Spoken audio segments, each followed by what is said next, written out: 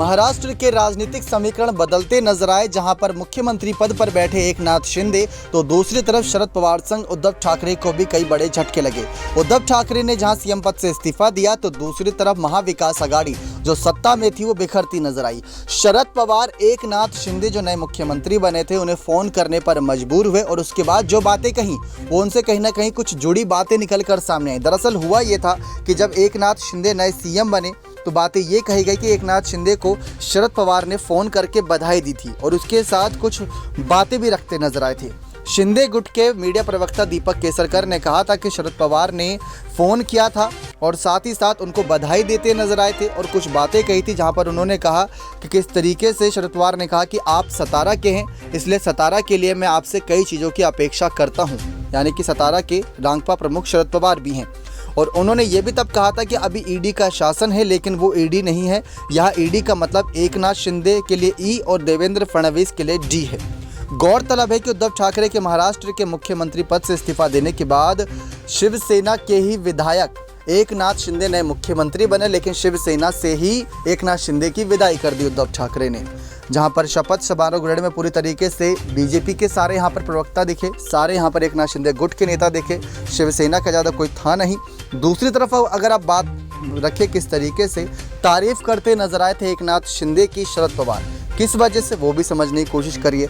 राष्ट्रवादी Congress party यानी NCP के नेता शरद पवार ने महाराष्ट्र के नवनियुक्त मुख्यमंत्री एकनाथ शिंदे की तारीफ की थी। पवार ने कहा कि किसी ने कल्पना भी नहीं की होगी कि एकनाथ शिंदे मुख्यमंत्री बनेंगे, यहाँ तक कि खुद शिवसेना के बागी नेता ने भी ऐसा नहीं सोचा होगा। एनसीपी सुप्रीमो ने आगे कहा कि शिंदे 39 विधायकों को अपने साथ ले जा पाने में कामयाब रहे, यह उनकी काबिलियत है। उन्होंने कहा कि ऐसा रातों रात नहीं होता, इसकी तैयारी बहुत पहले से ही हो रही होगी।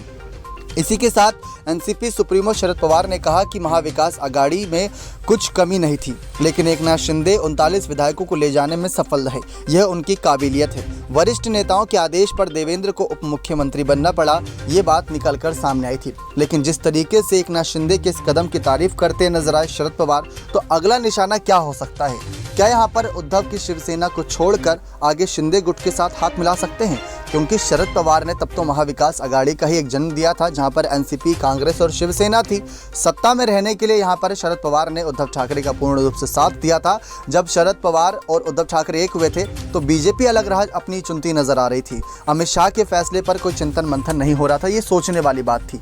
लेकिन अब ये समझने की कोशिश करनी होगी कि शरद पवार क्यों यहाँ पर एकनाथ शिंदे की तारीफ करते नजर आए कि 39 विधायक लेकर गए और यहाँ पर तमाम बातें कहते नजर आए कि वो भी सतारा से हैं, हम भी सतारा से हैं, आपसे महाराष्ट्र के कुछ अच्छे कामों की उम्मीद रखते हैं। और दूसरी तरफ उद्धव ठाकरे के इस्तीफे पर उन्होंने ज़्यादा बातें खुलकर अभी तक नहीं कही, क्योंकि राष्ट्रपति चुनाव में भी ज़्यादा व्यस्त थे।